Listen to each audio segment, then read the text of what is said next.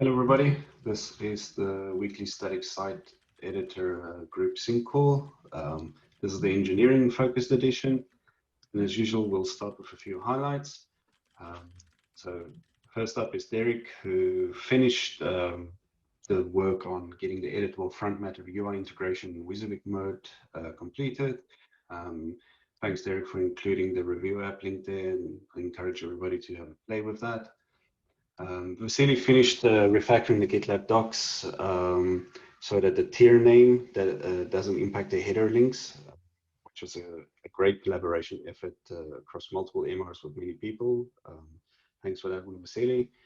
And Chad finished off two of the first three iterations on the static site editor config file support and followed standards used in existing APIs in GitLab for service patterns and config files. So that's a good one that we can leverage the existing things. Thanks for that, Chad. On to general. Welcome back, Jacques. Nice to have you back in the fold. And for those of you that don't know, Jacques was on parental leave for the last 2 months and is getting back slowly into the swing of things in 13.5. Expect a coffee chat call from him sometime to catch up on everything. I'm not going to read out the out of office notice, but there's a few of us being out of office over the next while, so please take a look at that. And then just a heads up, this week I'll be focusing on trying to get all of our 13.5 issues ready for development. So expect a few pings from me to help flesh things out and provide a look at iteration steps on the various issues. All right, let's get into our static site editor update. Derek, you're first up. Sure. So yeah, kind of as mentioned before, we have the kind of last MR to get the front matter UI feature set. So just a matter of getting that through. And then there's going to be an iteration for a performance improvement. That's actually one of the things that delayed this feature internally. Like I went back and forth on what we should actually use, and that kind of, there's, trade-offs, and ultimately we're actually going to, long story short, we shipped it just from an iteration perspective, but we'll want to kind of revisit it. So I have an MR or a issue to revisit that, and I'm going to be working with Enrique on that. And then, yeah, lastly, I'll be planning 13.5 issues as well. That's it for me. Cool. And since Enrique is not on the call, I'll verbalize for him. So he delivered 2 fixes for bugs that were breaking Handbook pages. The first one was flattened nested lists, and the other one was reference definitions. So with those 2 out of the way, I'm hoping that we won't see any major bug reports. If there are any, we'll obviously look at them, but that should hopefully fix the majority of the issues we've had. There has been one MR I was pinged on about noise. I explained the situation, and I think it's fine. People can either accept to have that bit of noise in the MR, or use make another MR with only the necessary edits they want. And then Enrique will focus this week specifically on researching the WYSIWYG editor alternatives. You would have all seen he posted a message in our channel, Slack channel, around tomorrow's session, where we'll be discussing specifically Prose Mirror, as well as its Vue.js kind of like implementation, TipTap, as a potential editor, and talking about that. And there's some kind of like pre-reading, which will be great if you do plan on joining the session, to read through that, read through his proposal in the issue as well, so that you come with kind of like a primed mind for the discussion. All right, Chad, over to you. So for the config file, I tried to break it down into an iterative approach in the epic. And the first issue I split into 3 MRs. One was to do some refactoring and reorganization. The second was to introduce the standard service pattern. And the third was to implement the standard config file support with a dummy value that we're not currently using yet, which is the static site editor generator, of which the only valid value is middleman. And the first one's done. The second one is completely reviewed, I think ready to be merged. And the third one is mostly coded. And once those are done, we'll have all of the config file framework in place. And it should be straightforward to just implement additional classes for the new config files that make it easy to add the value and the validation, and they'll be easy to send to the front end. So that's the plan. It's a little bit slower to split it up and have the separate review and maintainer cycles, but that's the way we're supposed to do to GitLab. So it's moving along pretty quickly, even considering that. Cool. All right. Onto the handbook. There's no update this week. For those that weren't in the full last week, I'll just reiterate that 13.5's focus will be on completely decoupling the marketing and handbook sites and then moving to Frontman as our static site generator. So we've identified the work that needs to be done in terms of converting existing custom extensions that we've done to convert them to helpers, and that's our main focus for the handbook in 13.5. And in GitLab Docs, Vasily, can you give us an update on what's going on there? So yeah, last week I was busy with anchors, and after I finished with them, I started looking into other tasks related to the GitLab Docs. These tasks are mostly about the migrations that we're gonna do from /help to docs.gitlab.com, and particularly one issue when we want to replace all of the links that currently point to /help to be able to provide an option for users to switch from this, switch all of the links for their projects from the /help to docs. I created a proposal, and I just finished it a couple of minutes ago. So I'm waiting for the feedback from the technical writers team to see if this approach good enough or there are some kind of problems with that. And after that, I'll continue with these issues. Cool, perfect. Eric, give us an update on your work on GitLab Pages redirects. So it's really close to merging, and the docs are added. We have various cross-linking docs across, like the GitLab project, the GDK docs, and all that stuff. And then the maintainer's approved, but I need to just rebase to get rid of this conflict that popped up during that time. So that's looking really good. And then Gitter-wise, I've just been working on a few fixes in between all of the redirect stuff. Cool. Yeah, I'm really excited to see redirects land in GitLab Pages. Lauren, give us a little bit of an update on the growth marketing world.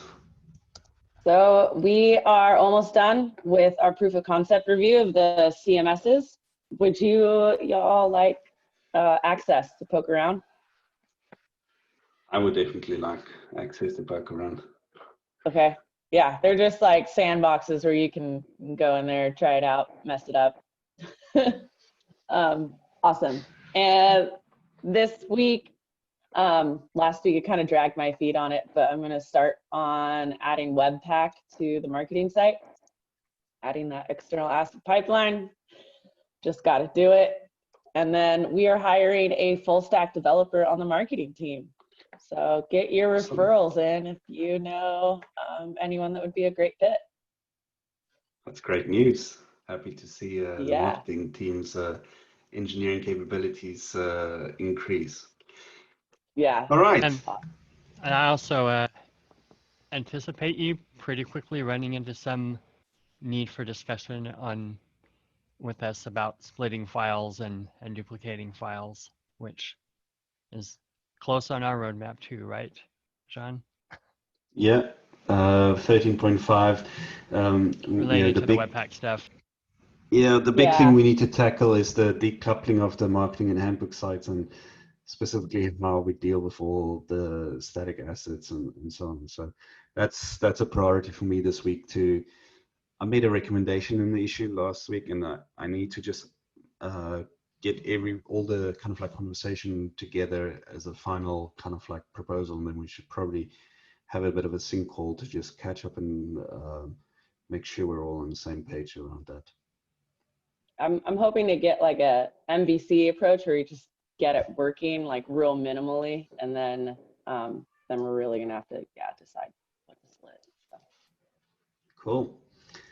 All right, Eric, over to you for product update.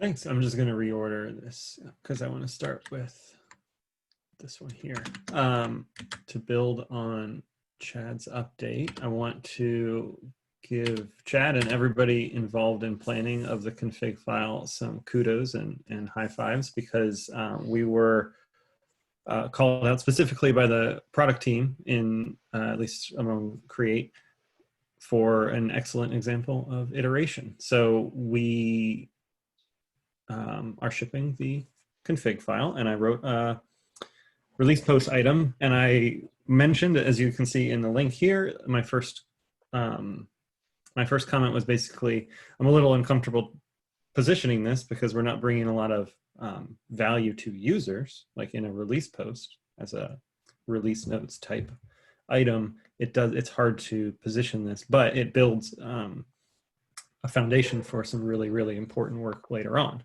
So I did my best to wordsmith it, but I asked for some input there, and the input was basically, this is perfect. This is a perfect example of iteration, and so perfect, in fact, that one of the other group PMs raised an MR to include it in the handbook as an example of iteration and how we should be doing it. So thank you very much for, again, making me look good. And the key takeaway is, if I'm uncomfortable talking about it, it's probably a good first iteration.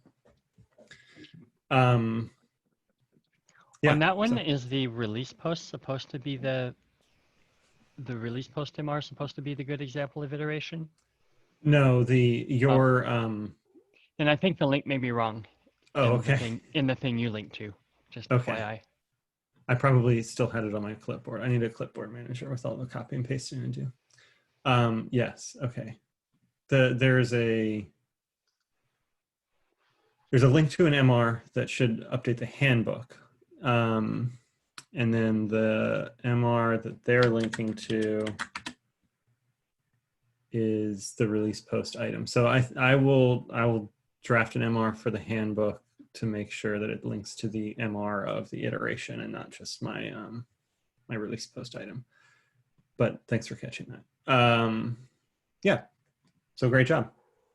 The next one is a conversation I wanted to highlight on Slack.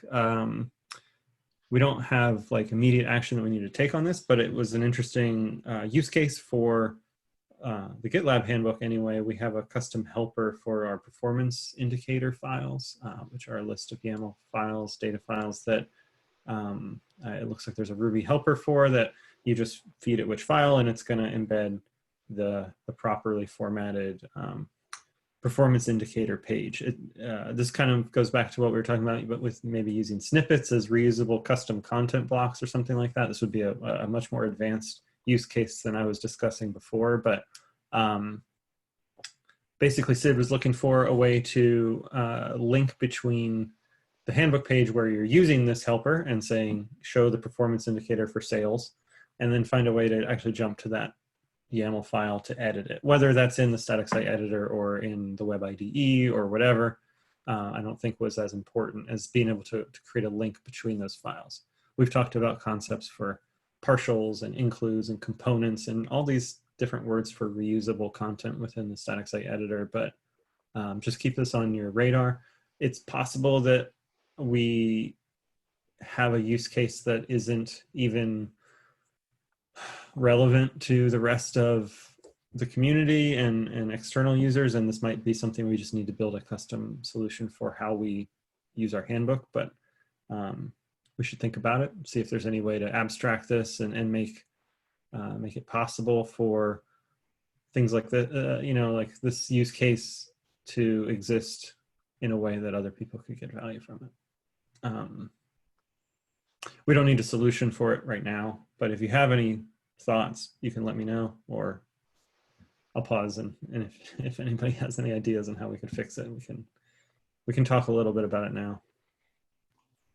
I'll just add, I'm solutioning here basically, but if we know that we're have a template link somewhere within our markup, we could basically, save that URL and then somehow save it as I think I kind of mentioned this somewhere recently too, solving something similarly, and have like a data dash attribute that's a special data dash attribute, and then just on the front end we can parse that, and like whenever we see that special data dash attribute, provide a link that click that takes you straight to the actual source or something. That seems like a pretty simple, straightforward thing to do.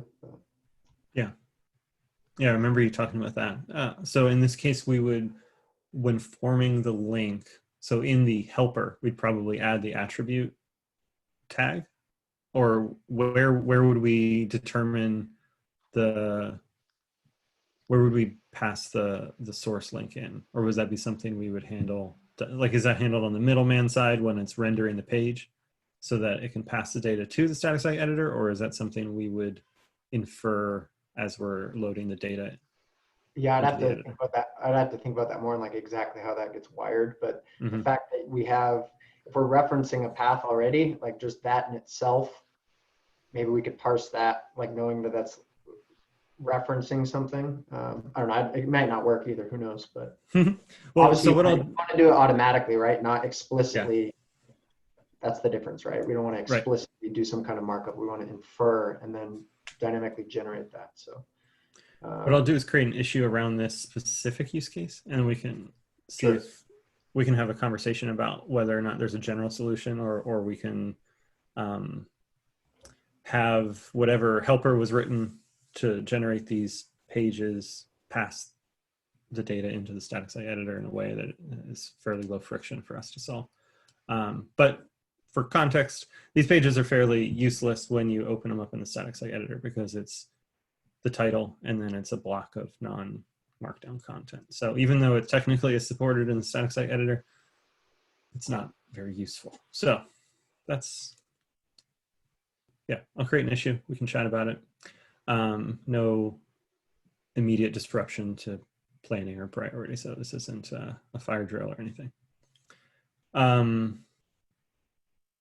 I'll be wrapping up the 13.5 planning and recording a kickoff video later this week. So I'll be trying to actually get some issue refinement done, which leads me to my fourth point, which is this is the busy week for release post managers, and I'm a release post manager this week. It's taken some of my focus away from issue refinement, and I anticipate it will continue to do so this week, but it should taper off next week.